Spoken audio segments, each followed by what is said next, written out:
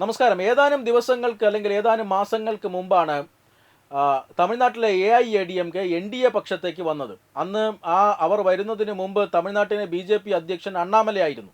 എന്നാൽ അണ്ണാമലയെ ഒഴിവാക്കിക്കൊണ്ട് AIADMKയെ NDAയിലേക്ക് ക്ഷണിക്കുകയായിരുന്നു. AIADMK NDAയിലേക്ക് വരണമെങ്കിൽ അണ്ണാമല മാറണം എന്നവർ അങ്ങനെ ഒരു നിർബന്ധം പിടിച്ചത് കാരണമാണ് BJPക്ക് അങ്ങനെ ചെയ്യേണ്ടി വന്നത്. എന്നാൽ അതിനുശേഷവും NDA വിപുലീകരിക്കുന്നതിനോ അല്ലെങ്കിൽ NDAക്ക് പ്രാധാന്യം കൊടുക്കുന്നതിനോ അണ്ണാ DMK തയ്യാറായിരുന്നില്ല. അണ്ണാ DMKക്ക് ഈ തെരഞ്ഞെടുപ്പിൽ, വരാൻ പോകുന്ന നിയമസഭാ തെരഞ്ഞെടുപ്പിൽ വിജയിക്കുമെന്ന് ഏതാണ്ട് ഉറപ്പായിരുന്നു. വലിയൊരു ആത്മവിശ്വാസം അവർക്കുണ്ടായിരുന്നു. അതിനുവേണ്ടി അവർ BJPയെ കൂട്ടുപിടിക്കുന്നു. അടുത്ത സർക്കാർ അത് NDA സർക്കാർ ആയിരിക്കും തമിഴ്നാട്ടിലെന്ന് അമിത്ഷാ പറയുമ്പോൾ അന്ന് അമിത്ഷായെ എടപ്പാടി പളനിസ്വാമി തിരുത്തി.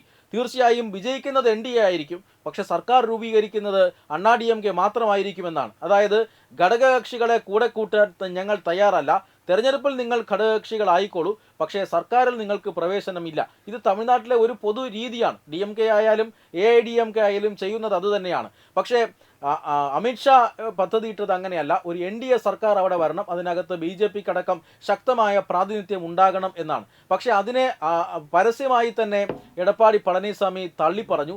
അന്ന് BJP ഒന്നും അതിനെതിരെ മിണ്ടിയില്ല. അമിത്ഷാ അടക്കം ഇടപെട്ട് സംസ്ഥാന നേതാക്കളോട് സംയമനം പാലിക്കാൻ ആവശ്യപ്പെടുകയായിരുന്നു. ഇന്നിപ്പോൾ ഈ കഴിഞ്ഞ ദിവസം എടപ്പാടി പളനിസ്വാമി അമിത്ഷായെ അദ്ദേഹത്തിൻ്റെ വീട്ടിൽ പോയി നേരിട്ട് കണ്ടിരുന്നു. തമിഴ്നാട്ടിലെ രാഷ്ട്രീയ സാഹചര്യങ്ങൾ ചർച്ച ചെയ്യാനാണ് അദ്ദേഹം അമിത്ഷായെ അവിടെ പോയി കണ്ടത്. തീർച്ചയായും അമിത്ഷാ കൃത്യമായ നിർദ്ദേശങ്ങൾ AIADMKക്ക് കൊടുത്തിട്ടുണ്ട്. അതായത് ഇപ്പോൾ എടപ്പാടി പളനിസ്വാമി അമിത്ഷായെ കാണാൻ പോകുന്നതിൻ്റെ ഏറ്റവും പ്രധാനപ്പെട്ട കാരണം O പനീർസെൽവം DMKയിലേക്ക് പോയതാണ്. O പനീർസെൽവം DMKയിലേക്ക് പോയതോടെ അവിടെ ഒരു വലിയ ശക്തിക്ഷയം എടപ്പാടിക്കുണ്ടായിരിക്കുന്നു. പാർട്ടിക്ക് DMKക്ക് മുന്നിൽ നിന്ന് ചെറുത്തു നിൽക്കാൻ അല്ലെങ്കിൽ DMKയെ പരാജയപ്പെടുത്തി അധികാരത്തിൽ വരാനോ ഇപ്പോൾ കഴിയുമോ ഇല്ലയോ എന്ന ഒരു സംശയമുണ്ട്. അതുകൊണ്ട് തന്നെ AIADMKക്ക് ഇപ്പോൾ NDAയും BJPയും എല്ലാം വേണം. അതുകൊണ്ട് തന്നെ കേന്ദ്രത്തിൽ പോയി അമിത്ഷായെ സോപ്പിടാനാണ് എടപ്പാടി കഴിഞ്ഞ ദിവസം ദില്ലിയിലേക്ക് പോയത്. മണിക്കൂറുകളോളം നീണ്ട കൂടിക്കാഴ്ചയും നടന്നു. പക്ഷേ അമിത്ഷാ ഒരു കാര്യം വളരെ വ്യക്തമായി പറഞ്ഞു. NDAയിൽ നിന്നും ഘടകകക്ഷികൾ 2-3 എണ്ണം അങ്ങോട്ടേക്ക് പോയിട്ടുണ്ട്. NDA വിപുലീകരിക്കാൻ വേണ്ടിയാണ് BJP അവിടെ പാടുപെട്ടത്. BJPയുടെ ഏറ്റവും മികച്ച സംസ്ഥാന അധ്യക്ഷനെ പോലും BJP മാറ്റി. അത് നിങ്ങൾക്ക് വേണ്ടിയാണ്. പക്ഷേ നിങ്ങൾ മുന്നണി മര്യാദകൾ പാലിച്ചില്ല. അതിൻ്റെ ഭാഗമായി 2 ഘടകകക്ഷികൾ നേരെ എതിർപാളയത്തിലേക്ക് പോയി. അത് നിങ്ങളെ ദുർബലപ്പെടുത്തുന്നുണ്ട്. കുറഞ്ഞ സമയം മാത്രമേ ഉള്ളൂ. ആ കുറഞ്ഞ സമയത്തിനുള്ളിൽ പോയ പാർട്ടികൾക്ക് പകരം മറ്റ് ചെറു പാർട്ടികളെ NDAയിൽ എത്തിക്കണം, അല്ലെങ്കിൽ വിജയം അത് അത്ര എളുപ്പമല്ല എന്ന് തന്നെയാണ് അമിത്ഷാ നൽകിയിരിക്കുന്ന സന്ദേശം.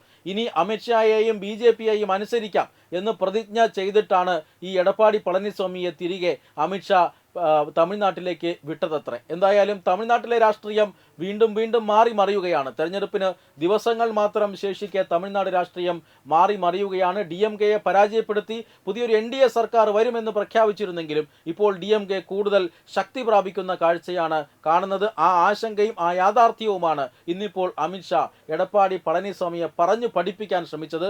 നിങ്ങൾ മുന്നണി മര്യാദകൾ പാലിക്കണം, അല്ലാതെ ദ്രാവിഡ രാഷ്ട്രീയത്തിൻ്റെ പഴയകാല ശീലുകളല്ല ഈ പുതിയ കാലത്ത് വേണ്ടത്. നമ്മോടൊപ്പം നിൽക്കുന്ന, നമുക്ക് പിന്തുണ നൽകുന്ന രാഷ്ട്രീയ പാർട്ടികൾക്ക് അവരർഹിക്കുന്ന ഗൗരവവും പ്രാധാന്യം നൽകിയേ തീരൂ എന്ന് അമിത്ഷാ AIADMKയുടെ നേതാവ് എടപ്പാടി പളനിസ്വാമിയെ ഉപദേശിച്ചു എന്നാണ് ലഭിക്കുന്ന സൂചന. വെബ് ഡെസ്ക് തത്തുമൈ news. Brought you by Kerala AIDS control society. HIV/AIDS സംബന്ധമായ സംശയങ്ങൾക്ക് 1097 എന്ന 24 മണിക്കൂറും പ്രവർത്തിക്കുന്ന ടോൾ ഫ്രീ നമ്പറിലേക്ക് വിളിക്കുക. വാട്സാപ്പിലും ഫേസ്ബുക്കിലും ഒക്കെ സ്റ്റാറ്റസ് അപ്ഡേറ്റ് ചെയ്യാറുണ്ടല്ലോ. HIV സ്റ്റാറ്റസോ HIV പിടിപെടാനുള്ള സാഹചര്യങ്ങളിൽ കൂടി അറിഞ്ഞോ അറിയാതെയോ കടന്നു പോയിട്ടുണ്ടാവാം. എന്ത് തന്നെയായാലും മുൻകൂട്ടി പരിശോധിച്ച് HIV സ്റ്റാറ്റസ് അറിയൂ. സൗജന്യ HIV പരിശോധനയും കൗൺസിലിങ്ങും ആരോഗ്യ കേന്ദ്രങ്ങളിൽ പ്രവർത്തിക്കുന്ന ICTC അഥവാ ജ്യോതിസ് കേന്ദ്രങ്ങളെ സമീപിക്കുക.